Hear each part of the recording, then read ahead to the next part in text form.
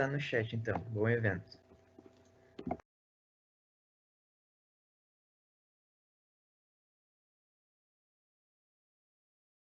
Olá, boa tarde a todos. Sou o Gustavo Olson, um dos coordenadores do curso de Direito dos Ensinos.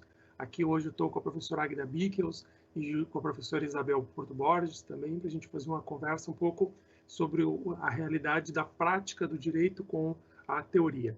E eu quero já, além de dar boa tarde para quem está nos acompanhando aqui via Teams, mas também para quem está pelo YouTube, e só fazer uma recomendação muito simples, que o pessoal que está assistindo pelo YouTube, se puderem, acessem pelo link que a gente deixou ali, porque aí a gente consegue fazer uma interação, porque a nossa ideia mais com vocês é a gente fazer um bate-papo, fazer uma coisa mais descontraída.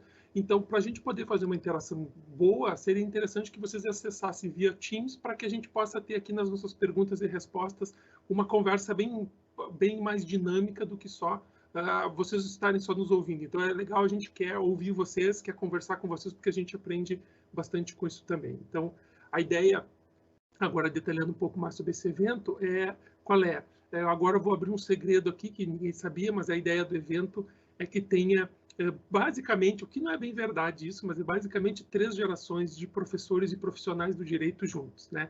Então, a gente tem basicamente eu, o mais velho aqui, né, sem sombra de dúvida, vocês não têm dúvida, eu sou o professor da época do Tutankhamon, depois tem o segundo professor um pouquinho mais novo do que é a professora Isabel, e aí depois a professora mais nova de todas, que é a professora Águida Bickels, né, que também, embora seja muito novinha, né, ela tem já uma certa experiência com educação e vida profissional, e daí nos ajuda a conversar. E essa é o mote pelo qual aqui se imaginou juntar 3 grandes, assim, gerações que representam a atuação já específica, profissional, né, no direito, e assim como com a docência. Então são 3 pessoas que têm então, não só a conexão profissional, né, por exemplo, eu sou advogado, já fui assessor de desembargador, enfim, tem uma carreira, depois a gente pode conversar um pouco mais sobre isso. A professora Isabel também tem a carreira como advogada, né, famosa, absolutamente famosa, todo mundo conhece a professora Isabel, e a professora Águida também, que tem toda uma carreira muito mais de experiência, do ponto de vista da iniciativa privada, tem uma carreira também relacionada muito próxima com os jesuítas, tem também uma conexão com o ensino já há muito tempo. Então, a ideia da gente poder fazer essa transição e conversando assim um pouco de como essas gerações estão enxergando a relação de ensino, né, da atuação como professor, em relação às necessidades práticas. Por quê? Porque, assim, digo eu, que sou talvez o mais antigo aqui, sem sombra de dúvida, que talvez a grande dificuldade que a gente enxergue, né, em relação ao funcionamento, e isso muitos alunos vêm conversar comigo, e depois a professora Isabel e a professora Águida podem conversar também, falar um pouquinho sobre isso, essa relação de que eles aprendem tudo do ponto de vista técnico, quando eles chegam para trabalhar na prática, eles se deparam com 2 coisas que eles não esperavam.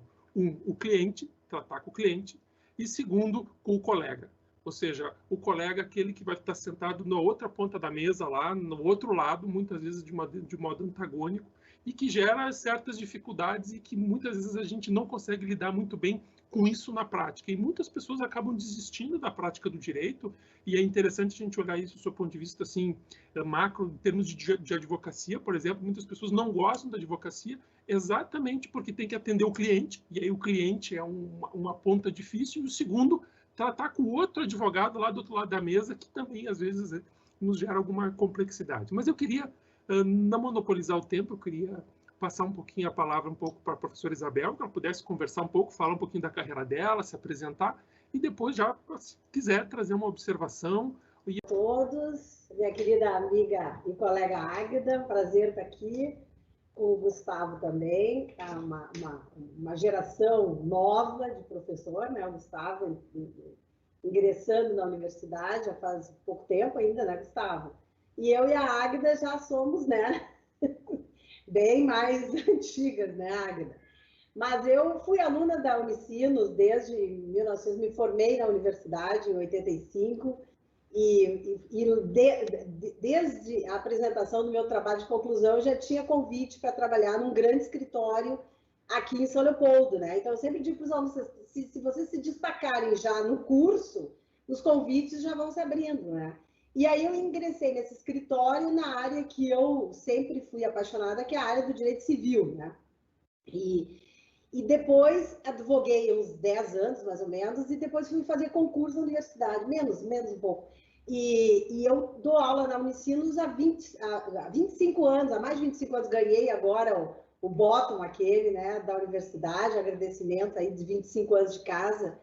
E nunca parei, né, Gustavo, porque eu fiz mestrado na universidade também, agora estou fazendo doutorado em Portugal, que eu escolhi por causa da área de direito privado também, que me interessa muito, né?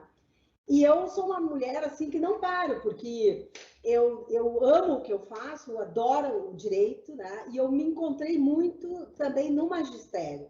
Eu sempre digo assim, eu consigo unir as duas coisas importantes, eu acho, na vida de um profissional, que é vamos dizer assim, a teoria, que eu vou ter que dar como professora, e unindo isso à prática aí do meu dia a dia como advogada há mais de 30 anos, né? Então, eu consegui ver e vejo ocorrer mudanças significativas durante esses 30 anos. Se vocês imaginarem, há uns 30 anos atrás, nós não tínhamos essa pressa que nós temos hoje. Nós temos que dar respostas para os clientes quase que na hora, porque eles não esperam. Eles não esperam uma semana para te estudar um contrato, para te estudar um caso, eles querem tudo na hora. O cliente mudou também, o judiciário mudou demais. Quer dizer, antes nós tínhamos juízes que nós encontrávamos no fórum, tomávamos cafezinho, eram conhecidos nossos. Hoje nós não conhecemos os juízes, né? Hoje passam pelos nossos processos, às vezes 4, 5 juízes. Então, tudo aquilo que eu ensino na universidade, por exemplo, eu dei aula de processo civil em Porto Alegre, e quando a gente estuda os princípios processuais, tu vê que na prática nós não encontramos esses princípios processuais. Aquele princípio da identidade física do juiz, que o juiz é que colhe a prova, o juiz é que julga. Não, do direito civil, não. Os nossos processos estão demorando muito tempo para serem julgados, né? Então, assim, ó, do momento que tu vem de uma máquina elétrica para chegar agora a um computador, uma audiência de videoconferência, quer dizer, nós temos que estar nos atualizando diariamente. Eu conto com colegas mais jovens, né? Eu tenho minha sócia aqui que é mais jovem do que eu, então ela vai me auxiliando nessa parte toda de informática, porque eu digo, um tem que ajudar o outro também, né? Mas eu vejo, nós tivemos que dar aulas assim agora online, e nós professores, Gustavo e Águeda, nós tivemos que aprender em 2 dias a lidar com todas essas ferramentas. E isso não pode nos assustar, porque no momento que isso nos assusta, a gente para no tempo. Nós não podemos parar no tempo, né, Águeda?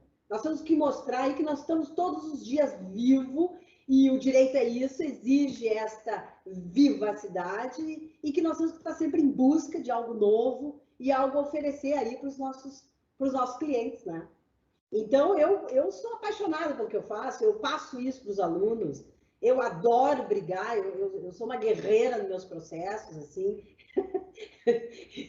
Eu sou uma lutadora, né? Eu estou sempre aí. Quanto mais difícil a causa, mais eu gosto. Eu gosto das coisas difíceis, né? Então, às vezes, eu me sinto cansada.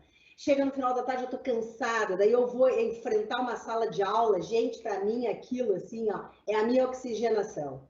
Parece, assim, que é ali que eu tiro toda o meu ar para respirar e recomeçar o dia de novo, né? Eu sou suspeita, mas adoro aquilo que eu faço, e acho que eu cheguei no momento como professora, num momento assim que eu consigo unir tudo, a prática, a teoria, consigo criticar melhor se for a questão teórica, ou mostrar a realidade também para o aluno, porque uma coisa é a realidade de sala de aula e outra coisa é a realidade da vida lá fora, né? Bem diferente. Então, é isso aí, venham para o direito, porque o direito é vida, né? É isso aí. Águeda, o que tu acha, Águedazinha? Olha, nós temos verdadeiras paixões, né? Nós somos muito suspeitas quando falamos do direito, né? Mas eu vou pegar o teu gancho. Bom, como, né? Tu ganhou o bottom dos 25, eu espero dos 35 daqui a pouco. Bom, pegando o teu gancho do direito no dia a dia, tem uma coisa muito importante que a Unicinos tem como referência por causa da Companhia de Jesus. as lideranças, a construção, não só ter o seu aluno enquanto pessoa ali pronto, mas na realidade fazer com que ele esteja sempre em transformação. Então, teoria e prática, mas isso é movimento, é moto contínuo, isso é uma coisa, assim como a gente quando teve que, né, eu sempre gostei do EAD, mas eu sou... então, assim, eu sou suspeita, como tu diz, do direito, e eu gosto disso. Então, a gente se apaixona e traz isso. Eu também me realizei na sala de aula. E muitas vezes os colegas dizem, mas não vai advogar? Não, mas eu quero me dedicar a isso. Eu estou participando de um grupo de pesquisa na área da educação, o Cultura Digital. E o que eu aprendi de mexer com ferramentas para tornar as coisas mais importantes, quer dizer, exige muito da gente, assim, mudanças, exige mudança no sentido de que você precisa estar aprendendo as coisas, mas também se dispondo, né? Para que, às vezes, conteúdos que sejam mais, assim, pesados possam surgir mais tranquilamente, né? Porque eu também trabalho com outras áreas dentro da universidade, e para eles é muito difícil a linguagem do direito, então a gente precisa, às vezes, transformar isso um pouco, né? Mas eu sempre gosto de te escutar, porque é uma referência. E o pessoal fala, Isabel Porto Borges, faca na bota. E é bem isso o que falaste, tá? Então, é muito próprio. E a educação no meio disso faz com que a gente cresça também, né? Por mais que nós tenhamos... E assim, eu acho que uma coisa tem que ser dita. Nesse período que nós tivemos aí de transição, nós tivemos muitas capacitações, a universidade nos deu apoio, quer dizer, os alunos tiveram apoio, quer dizer, é uma coisa muito importante esse lado também, né?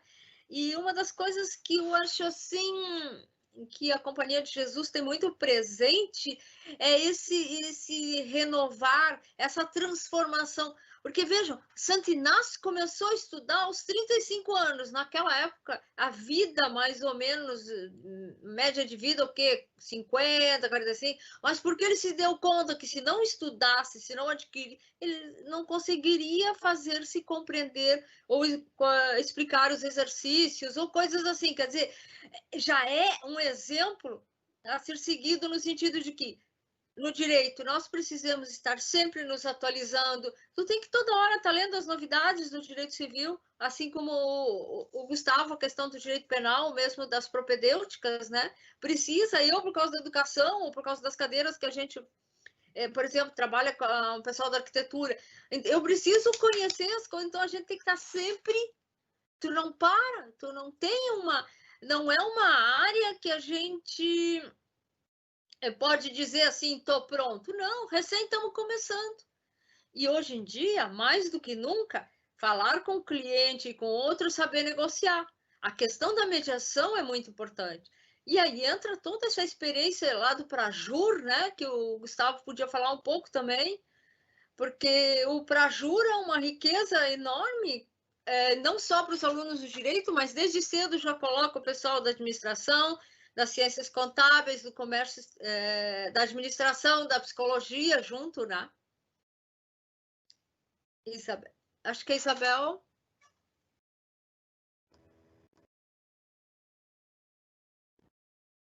Não, e eu queria colocar uma questãozinha aí do que tu falaste, dessa rapidez também de conhecimento, que nós temos que estar atrás disso todos os minutos da vida, né? Mas, e também, assim, ó, o nosso desafio em sala de aula, porque nós temos que ter um conhecimento, um vasto conhecimento, eu digo assim, porque as decisões estão mudando, muita mudança em muito pouco tempo. Então, assim, ó, tu tem que saber dominar um assunto para encarar uma turma, porque eles estão ali todos com seus computadores, acompanhando decisões. Tu fala numa obra, eles estão ali investigando se tu está falando a verdade ou não. Então, assim, ó, tu tem que dominar, é um público diferenciado agora, né? Não é mais aquele público lá que só recebia informações e ficava quieto na cadeira. Hoje o aluno está mais exigente nesse aspecto, de ficar cobrando, de ficar dizendo, não, mas aqui no Acre tem uma decisão contrária. Eu disse, poxa, no Acre? Como é que eu vou saber, né? Então, assim, a gente tem que estar muito atenta a essa transformação, né? Que está ocorrendo em minutos na vida da gente. É isso que eu queria colocar. Eu queria aproveitar para fazer um gancho exatamente nisso, né? Que ao mesmo tempo em que a gente tem que estar sempre se renovando, a gente tem que estar sempre estudando, estar sempre próximo do nosso aluno, como é importante também, ao mesmo tempo, essa compreensão do direito como uma ciência, né? A gente vinha antes conversando e brincando lá que atrás da professora Isabel, aqueles livros brancos lá, espectador, que você está vendo, é a coleção lá do Pontes de Miranda, né? Do Tratado de Direito Privado do Pontes de Miranda, que é um grande clássico do direito, e não há dúvida de que é um conjunto, uma obra do qual não tenho dúvida que a professora Isabel usa até hoje para consultar, porque vejam, é aquela ideia de que o direito também passa a ter critério de saber quando ele está certo ou quando ele está errado, e não é só uma decisão que diz quando está certo ou quando está errado, porque as decisões também podem estar erradas. Então, essa questão da ciência, da cientificidade do direito como uma coisa teórica também, que a gente não pode perder de vista, embora a gente esteja com o computador, com o celular, com tudo isso, né? Então, veja como é interessante isso, como muda. A Isabel tinha comentado antes, embora a minha vida não ensinos tenha 7 anos, basicamente, talvez 8, mas a minha vida já com o ensino é muito mais antiga, porque eu me formei, embora não seja formado pela Unicinos, eu me formei pela PUC, porque na época tinha todo um contexto familiar. Meu pai também é de tradição do direito, ele dava aula na PUC, então tinha, por óbvio, um benefício, né? Por ser filho de professor lá, eu tinha um desconto, então eu optei por cursar na PUC por isso. Depois, logo que eu me formei, durante o curso, né, a gente todo tem, eu sempre gosto de contar isso, porque as pessoas enxergam que não é só elas, né? Eu também tinha aquele sonho de ser juiz no início do curso, eu imaginava que eu queria ser magistrado, e já desde o início eu sabia que eu tinha que estudar muito por isso, então eu estudava quantidades, assim, eu era um estudante profissional, eu brinco com isso até hoje, eu sempre fui um estudante profissional. Eu estudava 8 horas por dia quando eu não estava trabalhando, e quando eu estava trabalhando, não menos do que 5. Chama que eu trabalhava e mais 5 horas do meu dia era cronometrado no qual eu estava estudando, porque eu sabia que o que eu queria ser era muito difícil, que era ser juiz. Em determinado momento, eu acabei meio que desistindo disso por questões de vocação. Eu queria ser professor, gostava. Eu já no ensino médio, eu já conto isso com um certo carinho, assim, eu ensinava para os meus colegas do ensino médio física e química. Eu dava aula para eles, assim, a gente montava mini turmas, eu ensinava para eles física, porque eu gostava, assim, de estudar e aproveitava esse tempo. E ver como a gente vai, a nossa vocação, a gente vai se encontrando, assim, devagarinho. Encontrei um grande parceiro, que depois virou meu sócio, abri meu escritório de advocacia. Tive escritório durante bastante tempo, que eu sempre queria que ele ficasse pequeno, porque a gente tem essa pessoalidade. Vejo que isso é um diferencial, que eu sempre achei importante, já desde o meu início, que era o quê? Ter um escritório muito pequeno para que eu atendesse o cliente, porque o meu cliente não queria falar com o meu estagiário, com o secretário, ele queria conversar com o advogado, eu. Então, a minha ideia de manter o escritório era sempre ter uma pessoalização, né? Então, a gente montou um escritório que era 2 pessoas só, com um determinado momento tinha um pouquinho mais, mas a ideia é que ficasse sempre a gente no controle do que a gente está fazendo, né? E aí vem a história que é a minha ida para o tribunal. Eu sempre conto isso também, para vocês verem como a vida é meio maluca às vezes. Quando eu era aluno, lá no curso na PUC, muitos anos atrás, eu tive um professor que na época era juiz de direito, né? Uma pessoa que eu admirava muito, que era muito inteligente, que hoje é o desembargador Alberto Delgado Neto. Mas na época ele era juiz, foi meu professor, e um dia ele disse assim para mim: Gustavo, tu é, se não melhor, um dos melhores alunos que eu tive na minha vida. Quando eu for promovido para desembargador, tu vai ser meu assessor. Tu aceita? E imagina eu, né, estudante lá na faculdade, como é que eu vou dizer não, né? Imagina, naquela época a gente tem toda uma visão de mundo. Eu disse, sim, claro, aceito, vou ser sim.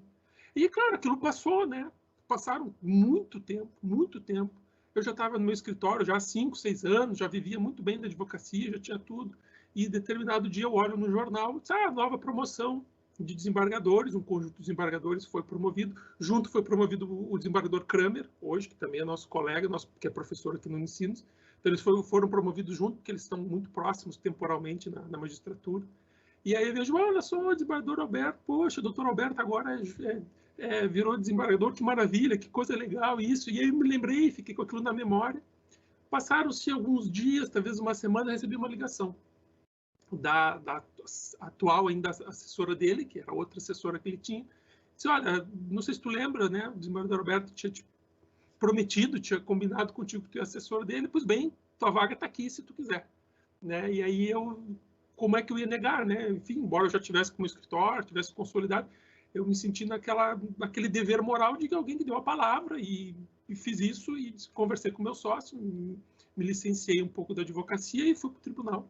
E trabalhei lá durante 3 anos também, para mim foram anos muito interessantes, aprendi muito, me desenvolvi muito do ponto de vista, digamos, de matérias que eu já dominava, já usava no escritório, por exemplo, revisões contratuais, por exemplo, de matérias de contratos de consumo. Essas discussões que vocês veem sobre juros bancários, que vem na televisão, essas coisas, caía diretamente lá. Aqueles contratos de Brasil Telecom, que eu também demandava quando estava no escritório, e agora eu estava do outro lado, tendo que atuar. E aquilo foi interessante, porque fez com que eu conseguisse enxergar coisas que do outro lado do balcão a gente não vê. E me permitiu enxergar. Mas por que eu estou contando essa história? Não só para que você saiba um pouco da vida da gente e de nós todos aqui, que nós também somos seres humanos, né, como todas as outras pessoas, embora às vezes a gente perca um pouco essa noção.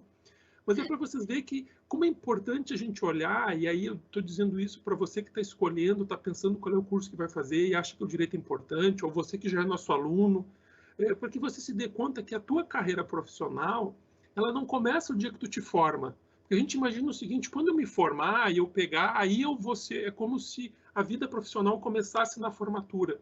E eu digo para vocês, assim, sempre conto isso para os alunos, a vida profissional começa quando a gente nasce, para não dizer quando a gente entra no curso.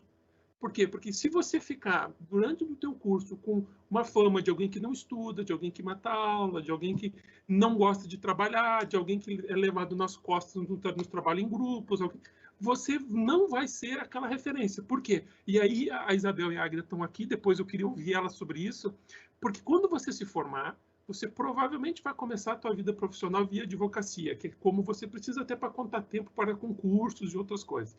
Mas vejam, a pergunta é, quem vai te contratar? E eu vou dizer, não tenho dúvida, quem vai te contratar são as pessoas próximas de ti. É o irmão do teu parente, é o pai do teu colega, é as pessoas que conviveram contigo nesse processo de formação nos últimos 5 anos. Eu digo pelo meu caso, quando me formei, abri o escritório com meu sócio. Bom, quem foi meu cliente? Meus ex-chefes, as pessoas para quem eu fui estagiário, quando elas se divorciaram eu que fiz, eu que comecei a fazer inventário das pessoas que eu conhecia, dos parentes dos meus colegas de faculdade. Por quê? Porque eu, durante a faculdade, eu tinha fama de ser uma pessoa muito estudiosa, CDF, como chamavam na época, e bom, quando você tem uma coisa importante da tua família, tu vai dar para quem?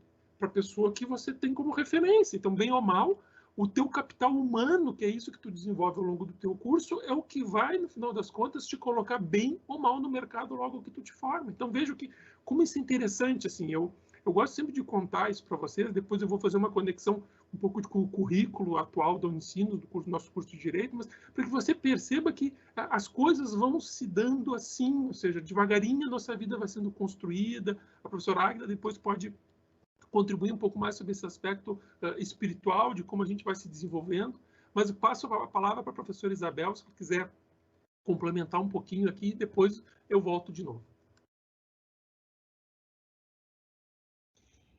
Sim, Gustavo, e é extremamente importante isso, é a propaganda que a gente faz da gente mesmo, né? Eu sou coordenadora, já fui coordenadora do curso, né, junto com o Calegari, junto com o Miguel, o Wilson, uma turma, né, o André, os guris que ficaram ali na coordenação, e hoje eu coordeno o estágio não obrigatório. Então, quando eu vou fazer a avaliação, eu vejo, assim, às vezes, a avaliação feita pelo concedente de estágio, dizendo não cumpre horário, não estuda. Quer dizer, não é possível que na vida profissional, porque a vida profissional, como tu disseste, já está contando. Quer dizer, um aluno que vai fazer um estágio no escritório, já começa assim, não pode. Qual é o final dele?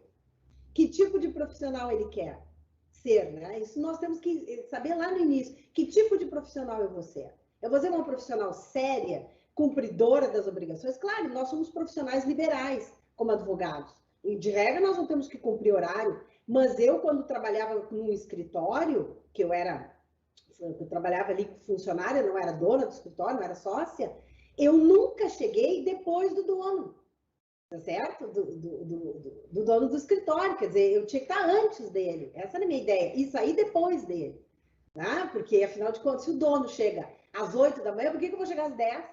Não tem cabimento. Hoje, claro, hoje eu sou dona do meu escritório, eu chego a hora que eu quiser no escritório, porque eu sei das minhas responsabilidades, eu já tenho, assim, 30 anos de estrada. Então, hoje eu faço meu horário, eu escolho as minhas causas, mas antes eu não fazia isso, né? A gente tem que ter eu digo que os profissionais hoje, eles ingressam no mercado com uma visão um pouquinho diferente. Uma visão assim, eu quero dinheiro, eu quero ganhar dinheiro com a advocacia, depois eu quero cliente, depois eu quero conhecimento. E a inversão disso, a ordem disso está errada. Primeiro nós temos que ter conhecimento, nós temos que oferecer. O que eu vou fornecer para o meu cliente? Eu tenho que ter um conhecimento. Porque não adianta eu só cobrar uns honorários baixos e ele chegar em mim com os honorários por causa dos honorários e depois eu perder uma causa simples. Ou não saber mover uma ação, ou não saber ajuizar uma ação. Quer dizer, se eu coloco lá que eu sou da área trabalhista, eu tenho que entender de direito de trabalho. É por isso que eu sempre digo, o ideal é escolher uma área e seguir uma área, né? E se aprofundar nessa área. Eu trabalhei em grandes escritórios, como tu disseste, Gustavo. Os clientes perdiam a referência porque eles consultavam a primeira vez com o chefe do escritório e depois ele nos passava os clientes, assim, depende o departamento, né? Então, eu fazia as audiências de clientes do escritório, né? Assim como era trabalhista, assim como era penal, era um escritório que tinha várias áreas, né? E eu fui vendo com o passar dos anos que isso não era legal, porque eu, como cliente, eu queria falar com o advogado, eu queria que aquele advogado fosse na minha audiência, que ele me acompanhasse. Então, quando eu fiz o novo escritório com a minha colega, que é professora também da universidade, que é a professora Thaís, ela criou, porque ela é muito jovem, e ela está mil nessa coisa nova, ela disse, vamos criar uma boutique jurídica. Eu disse, o quê? Eu gosto de roupa, adoro. Nós vamos vender roupa. Ela, não, boutique jurídica. É exatamente isso que tu está fazendo, Gustavo. Quer dizer, os advogados se especializam numa área, aprofundam essa especialização, e o escritório aqui é todo aberto. Vocês podem ver, a gente fecha essa porta aqui de reuniões, mas ele é todo aberto. Ele tem uma área de café, o cliente chega, pode se servir de café. Quer dizer, não é mais aquele escritório que tu recebe com secretária, com não sei o quê, fica esperando na sala de... Sabe? Vem aquele homem de preto atender. Não, é um escritório assim que o sujeito, ele não sente que está dentro de um escritório de advocacia, né? A gente tem que ter uma conversa, um diálogo mais ameno com ele, como diz a Águeda, um vocabulário diferenciado, tem que traduzir o direito para eles, né? Porque senão eles não entendem nada disso.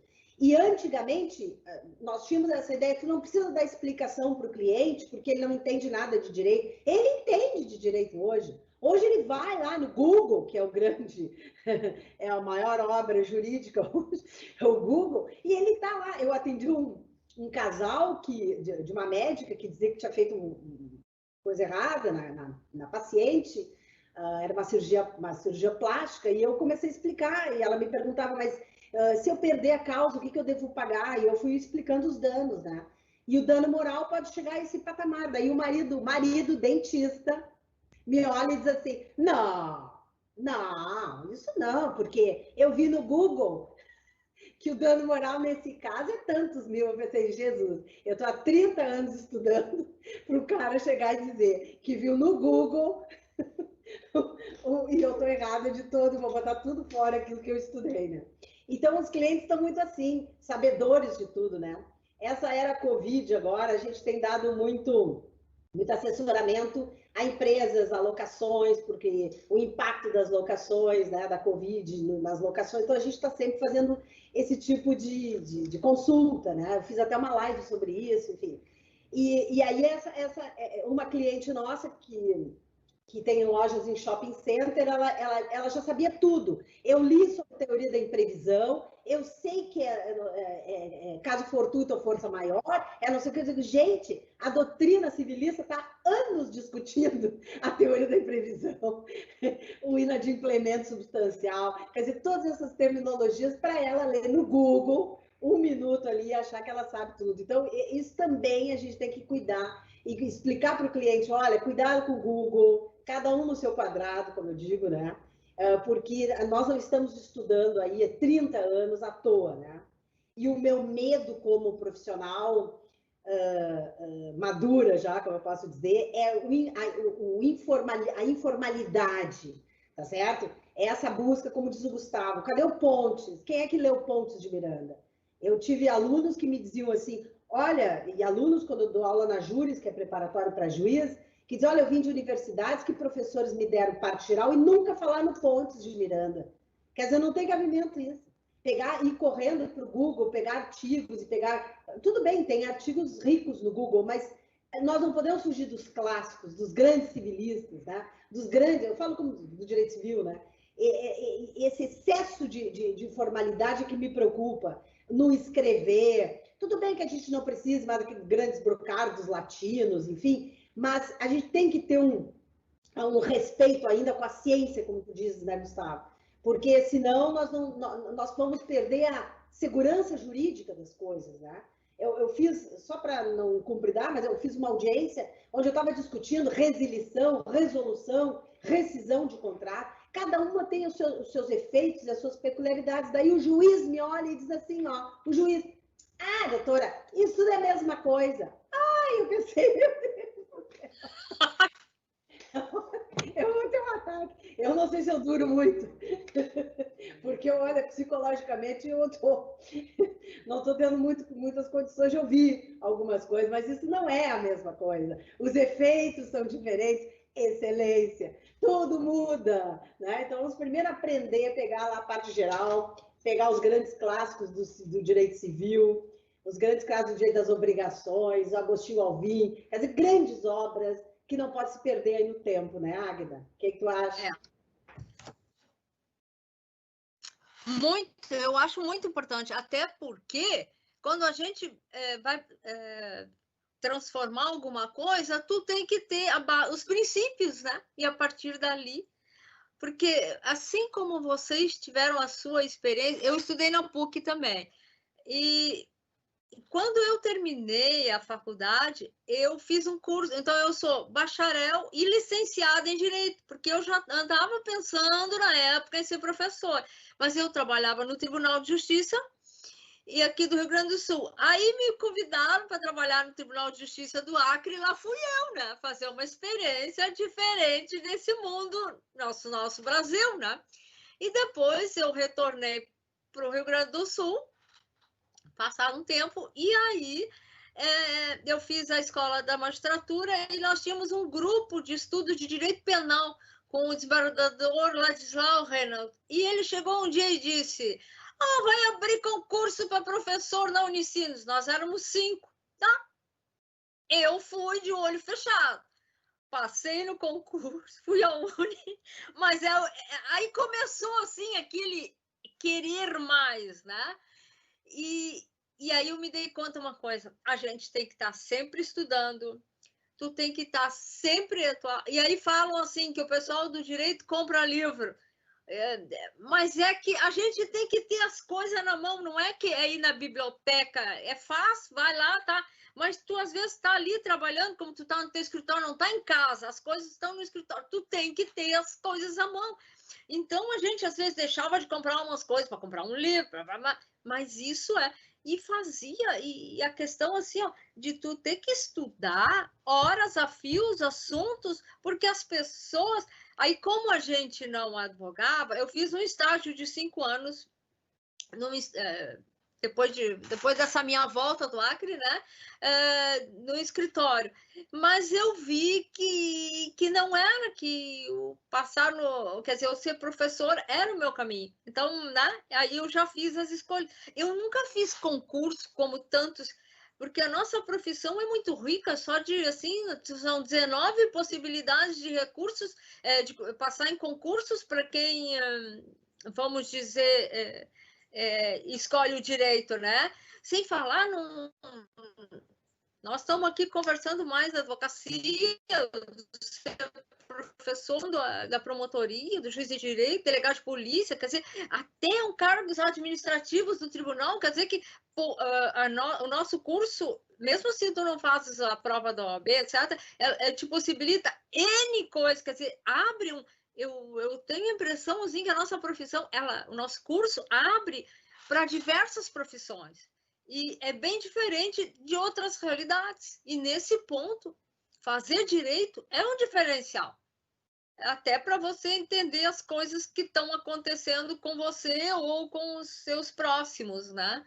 E eu acredito que, na atualidade, essa questão de transformação do estudo, isso por gente, nós estamos aí com o pessoal que está entrando com 17, 18, né, na faculdade, quer dizer, nós darmos aula, nós temos uma outra experiência, como tu fala, o pessoal ali já sabe, está com o como é que se diz, no celular, quer dizer, eu já estou pensando como é que vai ser o semestre que vem, se as coisas, se nós vamos entrar lá, assim, né, o que fazer de diferente para poder transmitir certos conhecimentos, transformar um pouco a nossa linguagem assim para esse mundo também, porque a gente precisa dessas ferramentas, né? E precisa, como tu fala na boutique jurídica, né?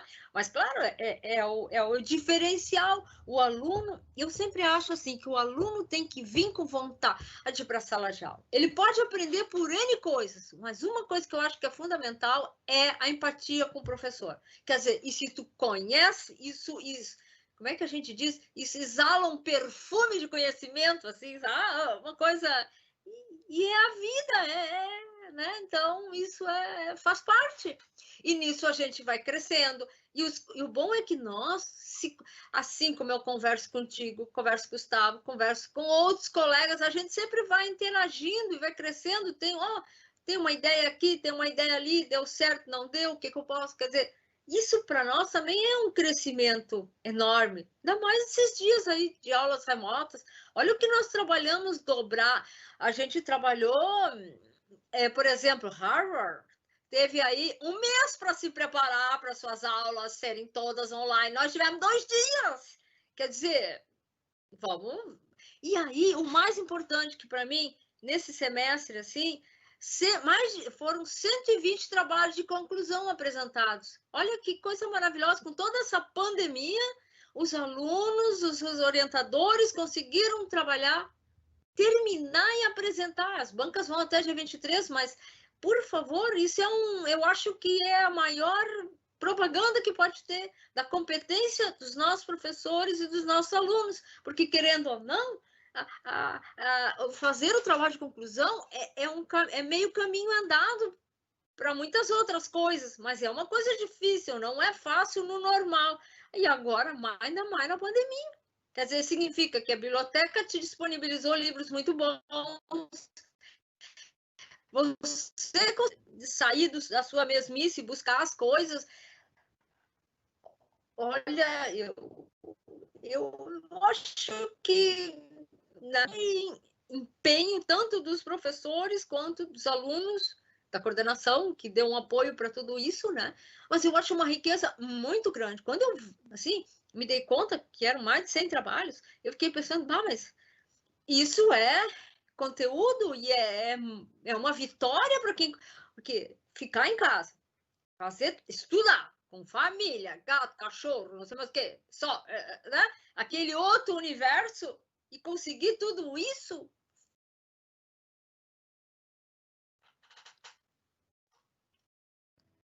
Acho que a Isabel ia falar.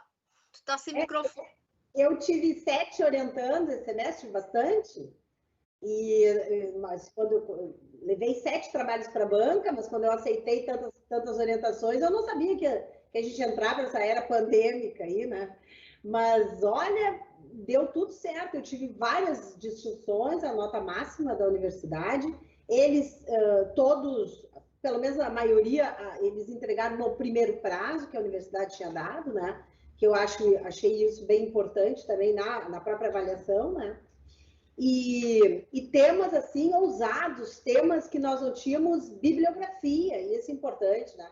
Eu tive uma aluna que levou o tema revenge porn, por exemplo, que é a vingança nas redes de prostituição, que o fim de um relacionamento faz isso, quer dizer, ela tira fotos com o namorado e ele termina a relação, ou ela termina a relação, e ele, por vingança, então, coloca as fotos dela nas redes de prostituição, e isso está acontecendo muito, e o direito tem que estar respondendo. Isso é o que eu acho sensacional, por isso que eu amo o direito civil, por causa desta vivacidade que tem o direito civil, é o dia a dia das pessoas, né? Quando eu falo em direito civil, eu digo, olha, se você está pegando um ônibus, está fazendo um contrato de transporte, se está dando sei lá, uma esmola, está dando uma doação, quer dizer, né? E esse dia a dia dos contratos, do direito de família, até pós-morte, né? Como o direito das sucessões, então o direito civil regula tudo isso. E essa parte da responsabilidade civil, que lida com as indenizatórias, com dano moral, que é a minha aula, que eu também leciono junto com o imobiliário, né? Isso, para mim, é o dia a dia mesmo das pessoas, né? Eu sempre digo, qualquer um tem um acidente de trânsito mais simples que tenha, né? Que tenha ocorrido, ou as grandes tragédias. Então, os alunos, assim, adoram essa aula, porque essa aula, ela lida com a tragédia humana, com os danos. A gente estuda isso, né? Então, é uma sangueira na aula. Parece aqueles programas, balanço geral, porque é o direito, as pessoas vindo se socorrer no direito, na responsabilidade civil. Quando não tinha a lei do Marco Civil, e a lei do Marco Civil não ajudou nada em matéria de responsabilidade civil, na minha opinião, até piorou, tá certo? Mas quando as pessoas precisavam buscar uma punição para alguém que tivesse violado a minha honra, ou a minha imagem, ou a minha privacidade nas redes sociais, é lá na responsabilidade civil que eles buscam, é lá no dano moral, como se o dano moral fosse a resposta para tudo e para todos, né? Mas isso é muito rico, porque há uns anos atrás, veja, nós nunca tínhamos visto shopping center, né? Depois começa a se formar essas coisas novas, essas figuras atípicas aí que o direito civil ou o direito tem que regular. O leasing, depois é que veio a lei, né? Quando se falava da união estável, em Águeda, Gustavo, não se falava, era concubinato puro, impuro, eram duas pessoas vivendo sem papel, como dizem lá, as pessoas não têm papel, né? Então, e os efeitos vão ocorrendo e o direito tem que regular isso. É isso que eu acho rico. A fake news, por exemplo, a fake news está aí agora, exigindo uma legislação, exigindo do direito também um posicionamento acerca dessas figuras aí novas, desse mundo todo de internet, esse mundo digital. Tanto é que agora a gente tem uma matéria chamada Direito Digital, né? Quando é que se pensou nisso? Nunca se pensou nisso, né? Mas eu digo, eu sou professora que eu gosto da aula presencial, né? Daquele contato com os alunos, né? Eu até que me dei bem, eles ficaram elogiando lá, mas pensem em eu ficar sentada assim como eu tô, 1h30, 2 horas, para mim, eu quero mais, né? Eu gosto de fazer horrores na sala de aula, eu não consigo, tenho que ficar mais contida, assim, né? Também estou pensando nisso, Águeda, acho que eu vou contratar um cameraman para eu ficar andando pela casa e o sujeito ir atrás, porque ficar sentado dando aula. E o que mais me chamou a atenção é que eu achei os alunos mais introspectivos, assim, né? Pouco se mostravam. Eu dizia, botem a cara aí, eu quero ver vocês, né? Porque era aquelas bolinhas, assim, a gente dando aula para bolinhas. Isso aí é angustiante para o professor, né? Eu gosto de ver a reação das pessoas. Então, realmente, tem dois lados essa coisa da aula. Claro, ficar em casa e tal, esse rico aprendizado aí de ferramentas, né? Mas eu gosto de um outro tipo de aula ainda, talvez fique voto vencido, né? Mas eu, por exemplo, eu sou ainda do papel, da caneta, eu não vou direto para o computador fazer uma petição. Eu gosto de ficar montando, escrevendo no meu papel aqui, na minha caneta, com a minha caneta. Mas isso, claro, cada um faz como acha. Eu não gosto de copiar peças. Hoje as pessoas copiam peças. Então, se tu copia peça, tu não enriquece, tu não cria, tu vai ficar estagnada, né, em termos de conhecimento.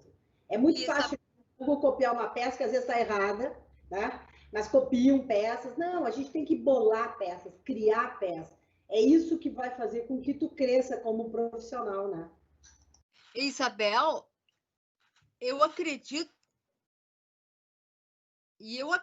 Isabel, que a gente, essa nossa diferença faz com que, por exemplo, tu gostar mais disso, eu gostar mais do EAD, isso faz com que a gente enriqueça o aluno, porque existem universidades, por exemplo, escritórios na Inglaterra, que eles querem somente contratar pessoas que venham de cursos EAD. Por quê? São proativas, mas, quer dizer, são outras realidades. Tem uma escola, eu agora não recordo o nome, que o professor Wilson passou num desses eventos de pesquisa, em que a escola estava ensinando os alunos a usar só computador, não mais lápis. Quer dizer, tu começa a analisar isso, claro, e se estragar o computador, cadê o lá? Né? Quer dizer, a alfabetização era já no computador. Eu fico pensando, mas que mundo nós... Agora, a coisa mais apaixonante que eu estou para descobrir, eu estou procurando isso, tá? Tem um pesquisador, claro, isso é por causa do grupo de pesquisa que eu estou participando, da educação, e tem um professor japonês que criou um Android para dar aula por ele quando ele não pode. Eu estou curiosíssima para ver essa figura em ação. Eu não, tá? É o Gemini. E eu tô assim, mas é uma curiosidade científica, até porque em função de ser um robô, né? Mas, quer dizer, são caminhos outros que daqui a pouco o direito vai ter que regular também, né? Não, e toda a inteligência artificial, quer dizer, que se nós vamos ser substituídos ou não por robôs no futuro, diz que tem julgamentos que já são feitos, né, por robôs. Sim. Então, o pessoal na China... Eles já decidem, né? Só não, que é complicado, porque o direito, ele lida com a vida humana, então precisa de todo essa questão mais humanista, né? Eu acho difícil. Mas nós não vamos fugir disso, né? Eu acho que eu vou estar viva, graças a Deus, para ver isso. Não, e teve um problema na China, alguns anos atrás, que eles estavam querendo que ações de uso capião, coisas semelhantes assim, fossem decididas pelo computador, né? Aí a população entrou em greve no local porque estavam dizendo que os juízes não queriam trabalhar. E por aí foi, e aí cancelaram o programa, né? Mas já existem outros programas, eu acho que até de escritórios no Brasil que utilizam, né, a formação de contratos, mas, quer dizer, isso é outro mundo, mas a gente, ao menos, tem que estar por dentro, né? Como tu fala, da inteligência artificial, o direito vai ter que regrar isso, porque isso não vai poder ficar solto. Mesmo tudo que a gente está passando com a Covid, todo esse aprendizado, usa isso, usa aquilo, não usa, quer dizer, como isso regular, né? E a questão do direito do trabalho ligado a isso também, olha, isso vai longe e isso exige de nós um estudo constante, né? Que às vezes as pessoas dizem, tá em casa, tá dando aula à distância, tá em casa, que tá se matando de trabalhar, estudar e fazer tudo que tem que fazer, né? E ainda as pessoas, a noção Era exatamente isso que eu queria ressaltar, assim, vocês falaram do aspecto de que em 2 dias a gente teve que migrar, e literalmente nós tivemos, eu diria a vocês que vocês foram até otimistas, nós tivemos 1 dia e meio, né, no qual a gente migrou das atividades do presencial para a forma virtualizada, claro, primeiro numa plataforma, depois noutra, e até encaixar, mas o que eu quero ressaltar disso é por que a gente conseguiu fazer isso em 2 dias, por que a nossa equipe, os professores, a universidade conseguiu fazer isso em 2 dias e fez claro, com algumas dificuldades em determinado momento, mas depois que se acostumou e se dominou as plataformas, por que a gente conseguiu, e vejam como é interessante isso, porque se a gente olha do ponto de vista da instituição, os nossos alunos, por exemplo, no curso do Direito, e aqui eu recordo especificamente do Direito, nossos alunos não tiveram nenhum prejuízo, porque eles estão terminando todo o semestre, inclusive com as atividades práticas, todas virtualizadas, sem nenhum tipo de prejuízo concreto neles no aprendizado. Mas por que a gente conseguiu fazer isso? Porque a gente tem uma boa formação, porque a gente tem um histórico de pesquisa, a gente faz pesquisa. Vejam que eu quero ressaltar isso, porque, vejam, não é uma coisa por sorte que deu certo. Não foi sorte. Foi um trabalho duro, foi os nossos, como disse a Isabel, os nossos 30 anos de estudo que permitiram que a gente tivesse um grupo de professores que tivesse uma capacidade de nos levar para o EAD num dia e meio, e conseguir terminar e migrar todas as atividades práticas, inclusive, para o EAD. Vejam do que a gente está falando, por exemplo, dos atendimentos do Prajur, que é o nosso núcleo de prática, que atende a população mais carente de São Leopoldo, especialmente próxima da Unicinos, no qual a gente atende lá essa população em processos cíveis, família, contratos, criminal, alguns crimes a gente atende também para apoiar, porque, por óbvio, né, a Defensoria Pública, por melhor que seja, e ela é excelente, ela não dá conta de tudo, então a gente aproveita este caminho para quê? Para treinar nossos alunos. Então, vejo que os nossos alunos não só tiveram essa possibilidade de migrar e fizeram todas essas atividades com o menor prejuízo possível, terminando o semestre agora, semana passada, mas eles ainda têm essa forma de passar por essa migração junto conosco. Eles se desenvolveram junto conosco nessa migração e conseguiram realizar as atividades que eles tinham que fazer, que são práticas. Veja, nós estamos falando de atendimentos aos clientes, nós estamos falando de fazer petições, as audiências, algumas os professores estão fazendo virtualizadas, aquelas que estão acontecendo, as outras estão paradas por enquanto. Mas vejam, o andamento dos nossos processos, os alunos estão fazendo com o professor, e arriscaria dizer, talvez agora até com mais qualidade do que o presencial, porque agora a turma toda está junto ao mesmo tempo. A gente, por conta até talvez de ter um fluxo menor agora de velocidade desse andamento desses processos, a turma toda está junto com o professor no mesmo momento, discutindo esses processos, discutindo, porque vejam, nós começamos falando sobre o escritório, sobre a história de cada um, sobre como se dá a relação profissional, mas vejam, isso também é aprendido. Isso não é uma coisa que a gente nasce e desenvolve. Ah, o Gustavo fala muito bem, então ele é um ótimo professor. Não, isso é treino. A Isabel tem anos de advocacia, o que fez com que ela treinasse e desenvolvesse muito mais. A Águida, a mesma coisa. Então, vejo, isso não é um dom que uma pessoa tem especialmente sobre isso. Pelo contrário, é muito trabalho duro, né, que foi sendo feito. E digo isso por quê? Porque isso começa no próprio curso.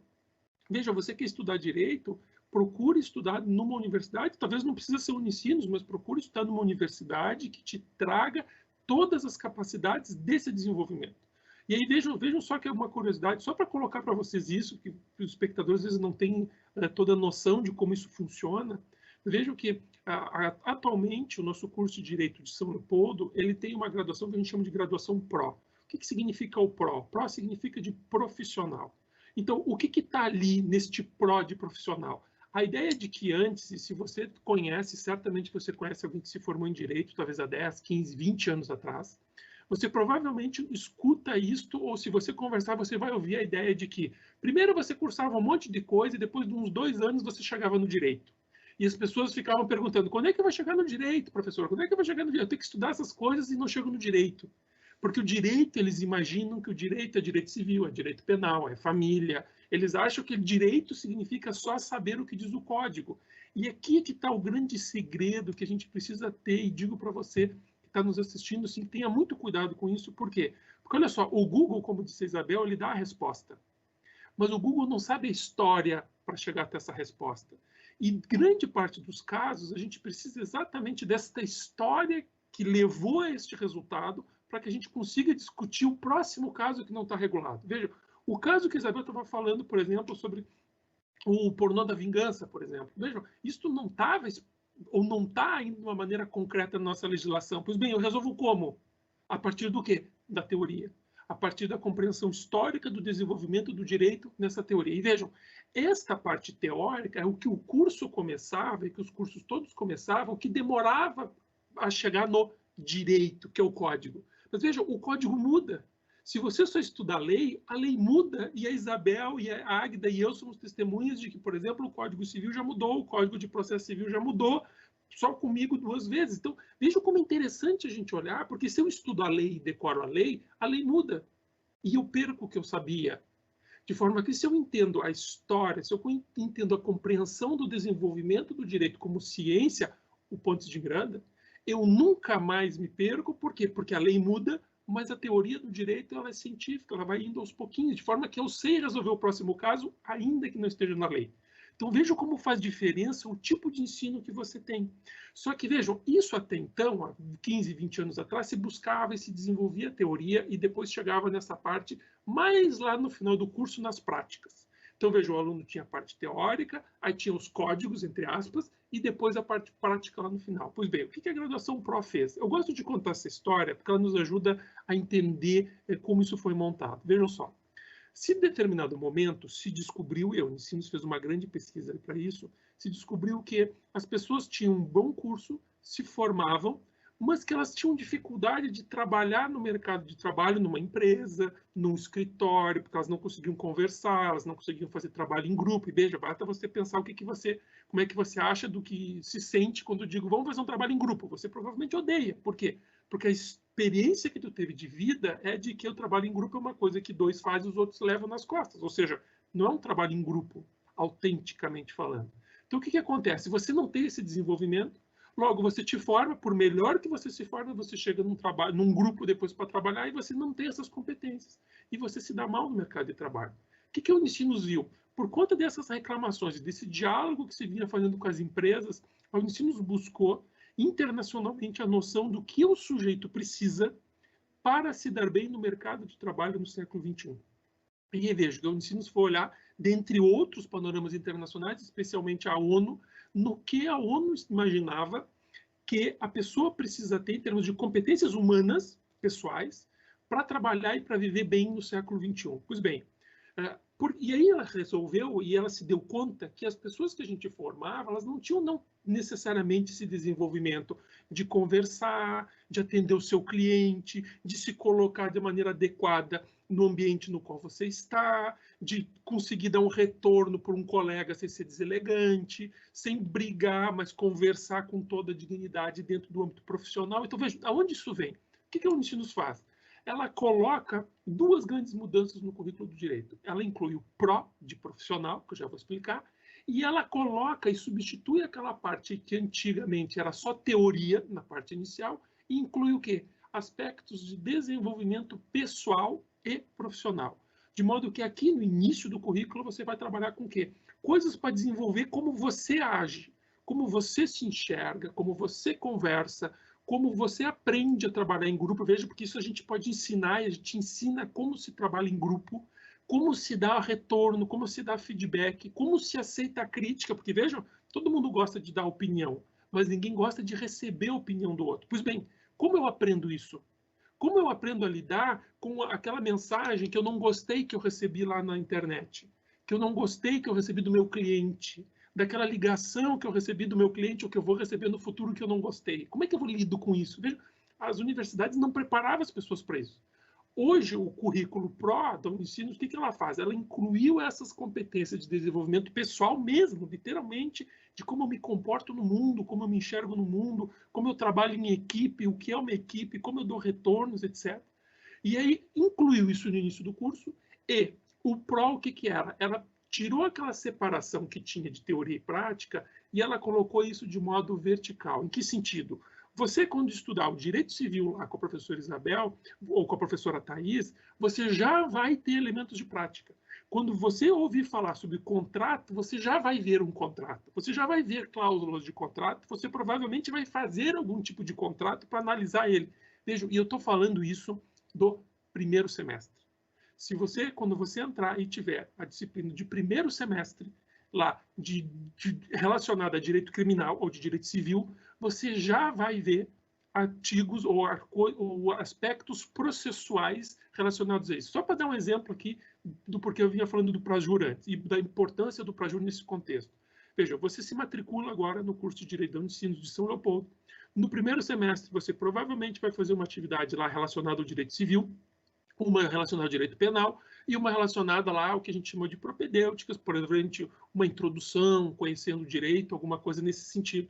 Mas veja que ali, no direito penal, você já vai ter uma atividade com o seu professor, que vai ensinar aspectos teóricos, e junto com isso você já vai estar acompanhando turmas que estão lá na prática, no Prajur, defendendo pessoas nos processos criminais, vendo o que é um processo criminal e como ele funciona, como se faz uma entrevista, no primeiro semestre. Quando você estiver fazendo no primeiro semestre, com o direito civil lá, com a professora Thais, com a professora Fernanda Fiorin, você vai estar aprendendo o que já? Não só a parte teórica dos negócios jurídicos, como é que eles são formados, os requisitos, mas você já vai estar vendo esses negócios jurídicos a partir de contratos de que são discutidos lá no Prajur, de processos que são discutidos lá no Prajur. Quando você tiver direito de família lá mais adiante no meio do curso, você vai atuar já nos processos relacionados ao direito de família via Prajur, de modo que você está com a prática já desde o início. Então, veja, você não se forma e depois vira profissional. Você já se forma profissional, já se forma capacitado, não só nos aspectos humanos e profissionais, do que você precisa no dia a dia para trabalhar bem, para lidar com as outras pessoas, para conversar, para dar retorno, para dar feedback, como você ainda já sai capacitado para atuar processualmente falando, ou via advogado, ou via escritório, ainda que esta processual, mas sabendo atuar com o direito já na prática, porque você já tem esse preparo. Veja como é interessante, porque eu talvez seja o que me formei mais recente entre nós três aqui, embora não é tão recente assim, como a gente em geral imagina. Eu já não sou tão novo assim quanto pareço, né? Mas, de qualquer maneira, vejo que quando eu me formei, a gente tinha a prática separada lá no finalzinho do curso. E aí, quando eu abri o escritório, que você começa a descobrir a realidade prática que é totalmente diferente daquela que era extremamente limitada.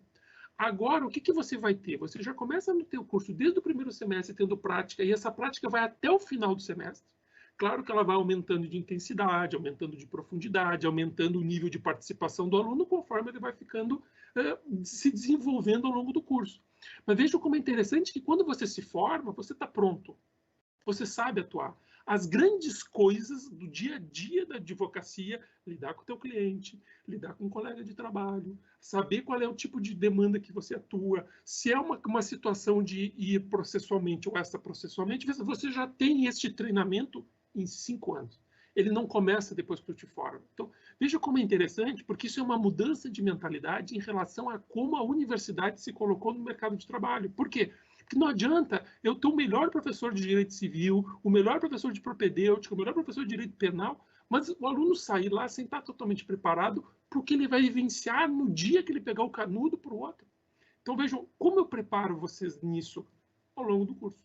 E por isso que houve toda essa mudança curricular nos últimos anos, e ela em alguns cursos ainda está sendo implementado, mas no direito já está. Nós já estamos indo para o 5º semestre, se não me falha a memória, então já estamos no meio do curso. O quê? Para dar um direcionamento para o aluno de uma maneira mais concreta sobre as suas atividades profissionais que ele vai ter realmente, de fato, quando se formar. E mais do que isso, no último ano do curso, que é o tão temido TCC que nós estávamos conversando antes, o TCC ele passa a ter talvez uma outra forma. Não é que não tenha TCC, o TCC continua, mas ele muda um pouquinho de figura. Por quê? Porque vamos imaginar que você está cursando direito, mas você não quer você fazer pesquisa. O que você quer é abrir teu escritório. Eu quero me formar e abrir meu escritório, ou eu quero me formar e me preparar para concursos públicos, que são dificílimos, que eu vou ter que estudar durante anos e me preparar, estabelecer uma rotina. Bom, como eu faço isso? Veja, o TCC, ele acaba tendo um tratamento de trilhas, como a gente chama. Para quê? Para permitir que haja uma personalização neste caminho que você está seguindo para o futuro. Ou seja, eu quero ser cientista, como o Gustavo sonhava, eu quero fazer pesquisa, quero fazer mestrado, doutorado, etc.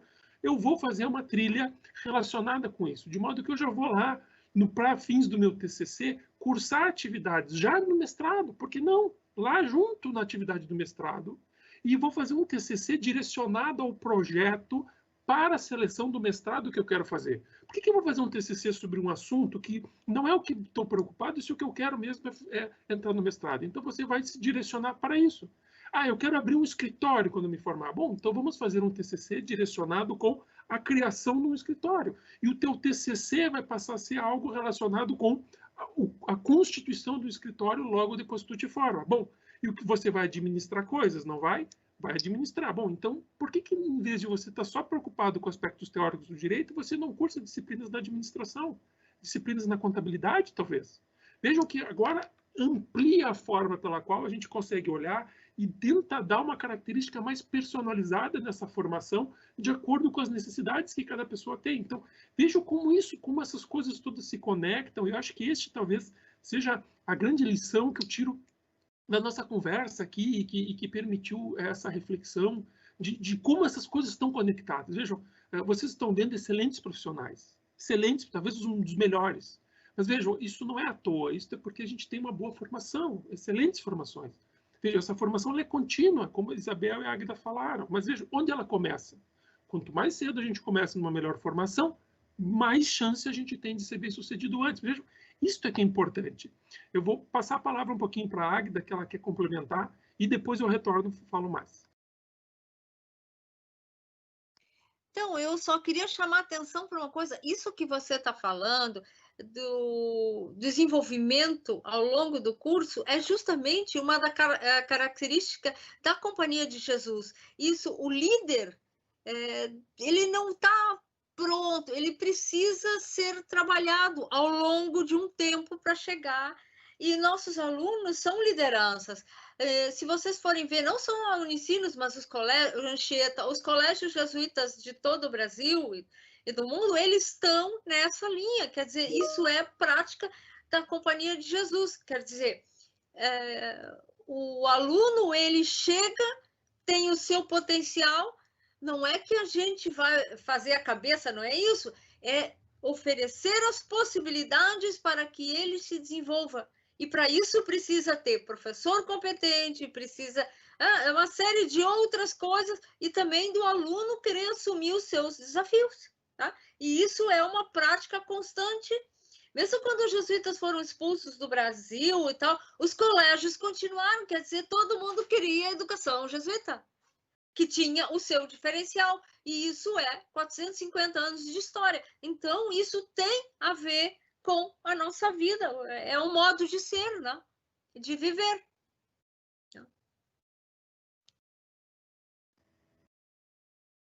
Quer complementar, Isabel? Quer falar? Pode falar. Sim, peraí. Sim, e eu como profissional do direito, com a prática também, ligada à prática, eu sempre fui, desde que participei da coordenação do curso, eu sempre batalhei para que os estágios viessem mais para frente do currículo, né? E não cingir, assim, primeiro fazer aquela parte teórica e depois a parte prática, né? Porque o aluno vai esquecendo da matéria toda. E esse novo currículo deu mais ênfase a isso ainda, porque nós tivemos um anterior que puxou os estágios, né? Mas esse novo ainda teve outra visão proativa, como tu diz, né? Que tu pode fazer outros cursos junto, de acordo com as tuas necessidades, né? E eu queria colocar essa questão de mostrar como o direito é rico também na vida, e o importante é que os alunos percebam isso, que essa minha aluna, uma das alunas do TCC, que tirou distinção com publicação, né? Como é que a gente diz? Com indicação para publicação. Essa aluna é médica já, ela já tem a profissão de medicina, ela já exerce a profissão de medicina, e ela fez todo um trabalho sobre o dever de informação médica, decorrente da confiança, da boa-fé, etc. E ela, ao estudar, e estudou autores estrangeiros, ela fez um trabalho em nível altíssimo, tá? Ela me mandou uma mensagem durante o trabalho, ela botou assim: professora, acabei de fazer um termo de informação com uma paciente já de acordo com o que eu aprendi no trabalho. Muito obrigada por a senhora ter me incentivado a fazer esse tema. Eu achei muito legal isso, e ela contou isso na banca de apresentação, que ela já usou isso na vida profissional, e diz que já estava dando orientações lá para os médicos, colegas dela, porque o dever de informação é extremamente importante hoje, e o direito civil estuda isso, né? E não só como médicos, né? Como dever de informação nosso, como como advogados também, né?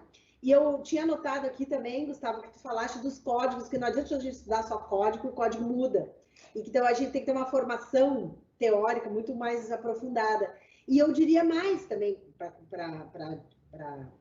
corroborar com essa tua ideia, é que o código, às vezes, ele não traz muito... Ele tem artigos que ele vai trazer uma cláusula geral, como se diz, em que o juiz é que vai ter que decidir no caso concreto. O Código Civil vem recheado dessas cláusulas gerais.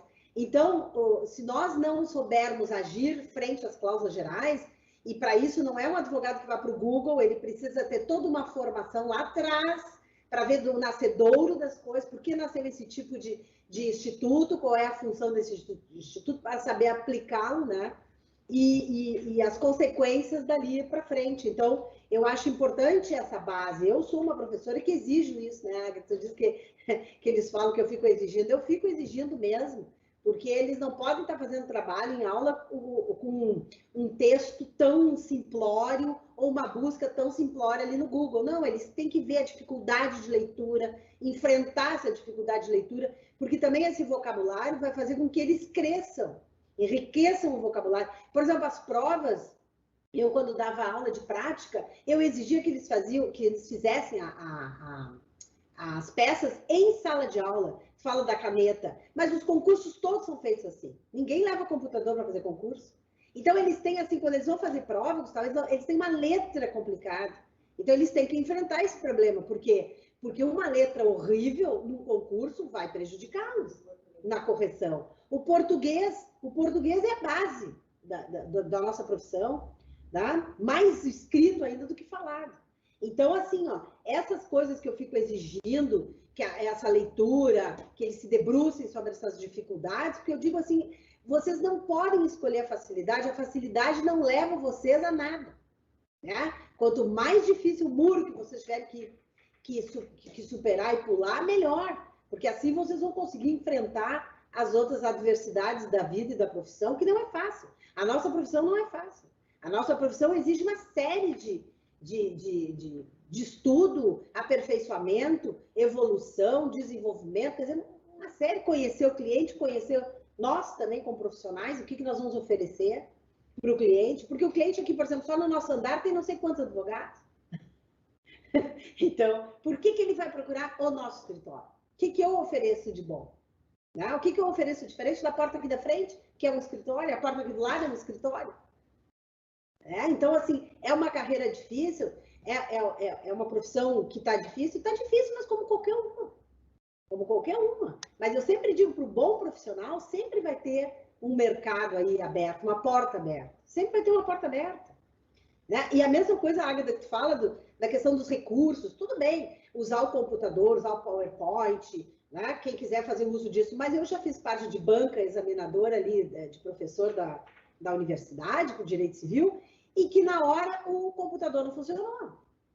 E daí ela ficou assim, ela petrificou a candidata, e eu disse, olha, agora tu tem que demonstrar o que tu faria numa sala de aula, porque tu não pode ir embora,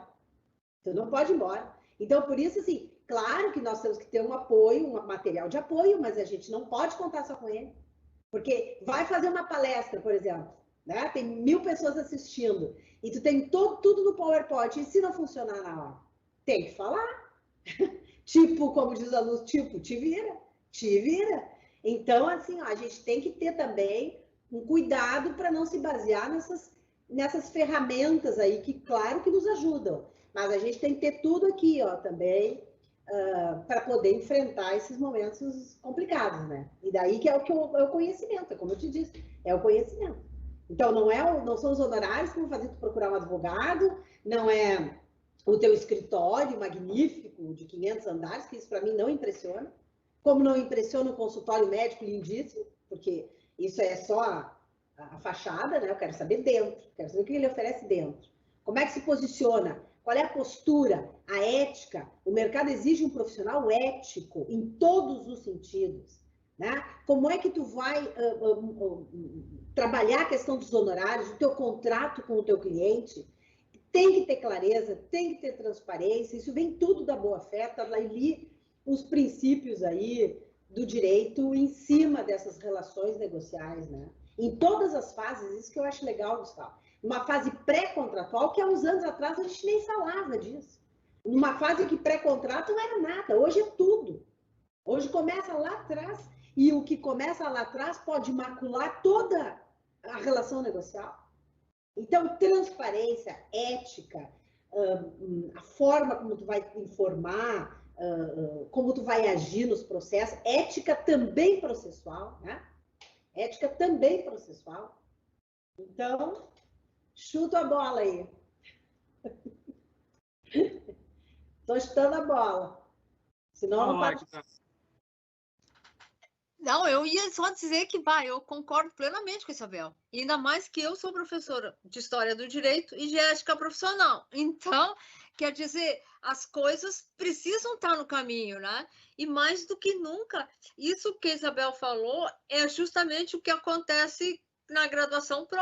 As coisas são trabalhadas, quer dizer, inicia a questão do pré-contrato, o contrato, quer dizer, o caminho se desenvolve ao longo dos 5 anos, né? E o aluno é acompanhado, né? Tem seu mentor, tem tudo isso, né? É uma riqueza enorme, quer dizer, é um diferencial. No meu tempo de faculdade, claro, era o tempo do término da ditadura, quer dizer, a gente não falava em sala de aula, o professor não estava em cima do estrado, quer dizer, uma coisa... E hoje em dia não, se tem toda essa loucura de poder conversar, de fazer disso, né? E essa experiência diferente, eu acho que é um diferencial muito, muito marcante, assim, o aluno que faz essa graduação Pro, olha, é um acompanhamento quase individualizado num coletivo, não é, Gustavo? Não, é exatamente isso. Eu estava aqui pensando nos exemplos que a Isabel deu e que você deu, Águida, e estava me lembrando aqui de coisas dessa conexão com a teoria, né? De coisas do dia a dia que a gente vê todo dia, e vejo exemplos que a gente escuta todo dia as pessoas falar, e lastimavelmente muitas pessoas do âmbito do direito a gente escuta falando isso no âmbito por exemplo, em televisões e meios de comunicação. Para dar 2 exemplos assim bem claros para as pessoas que estão nos assistindo entender do que a gente está falando. Um é um exemplo que certamente todo mundo, eu acho que não existe uma pessoa no Brasil que não ouviu alguém dizer o seguinte: porque eu pago o IPVA e essas estradas são tudo ruins, essas ruas estão tudo quebradas, mas a gente paga tanto IPVA, tanto tributo, e isso está sempre ruim a estrada. Eu disse, bom, eu vejo a importância de entender a teoria, né? Veja, o IPVA não tem absolutamente nenhuma relação com a qualidade da estrada, né? Você paga IPVA porque você é proprietário, e só por isso. Se você não quer pagar IPVA, é só não ser proprietário, simples.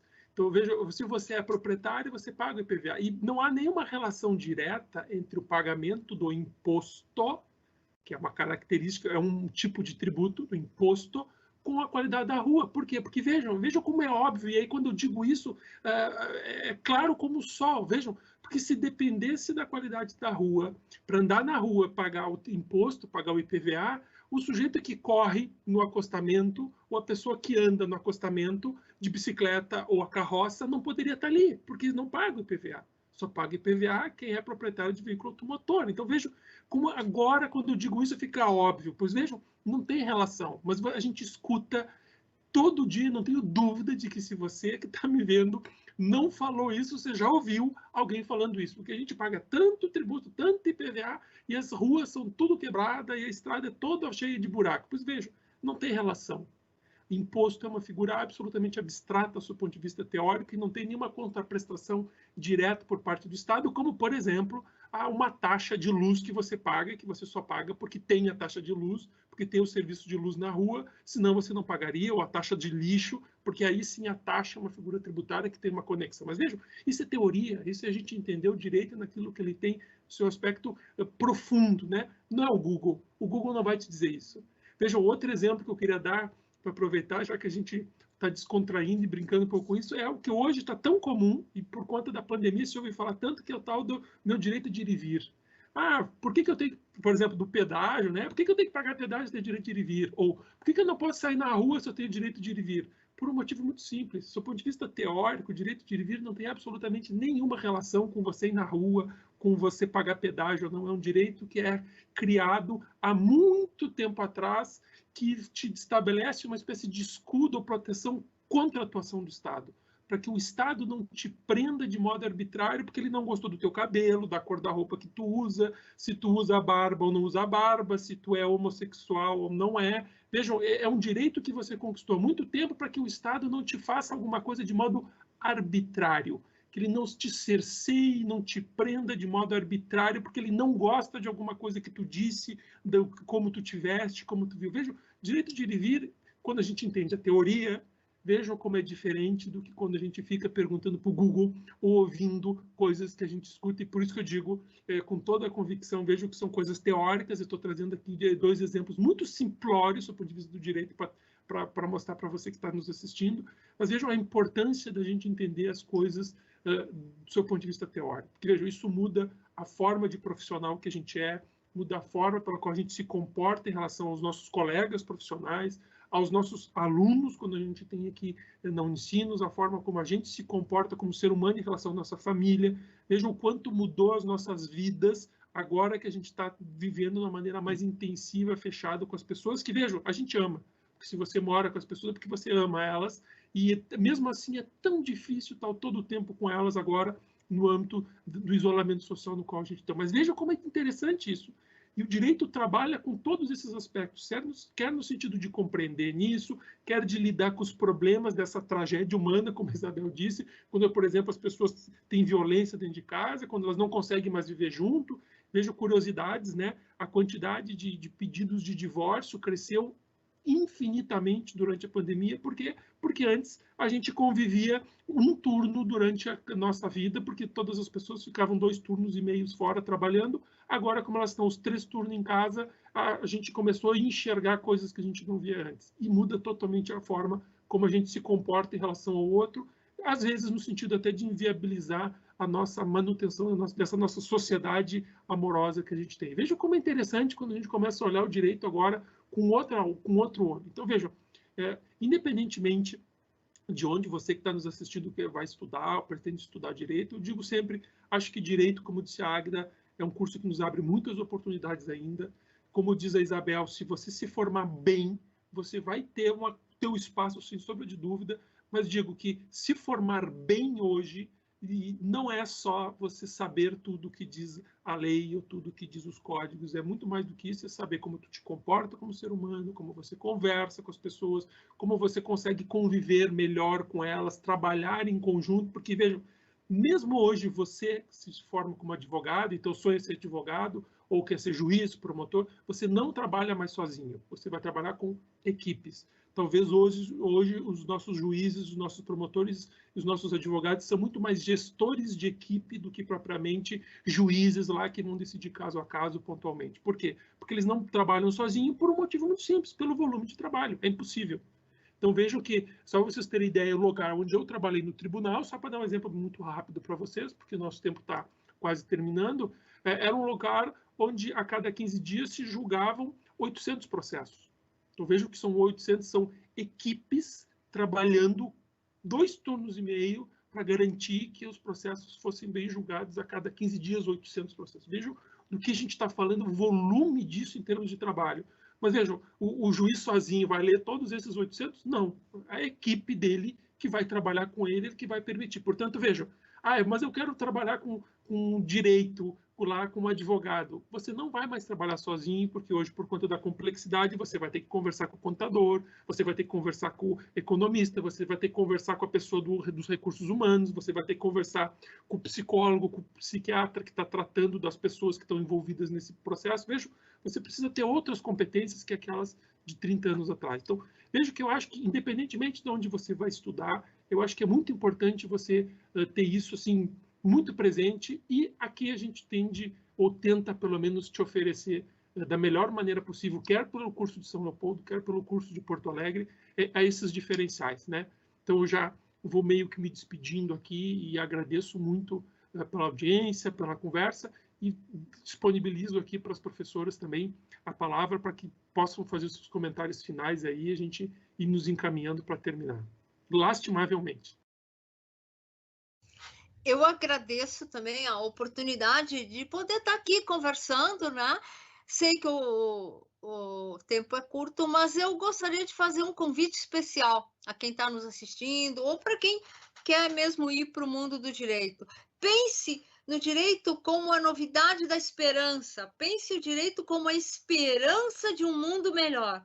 É uma possibilidade de transformação e isso a gente consegue com conhecimento e com o desenvolvimento. Isso é um desafio, então eu os desafio a fazer direito.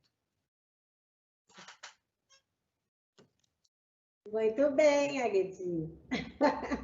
Gostei, achei lindo isso.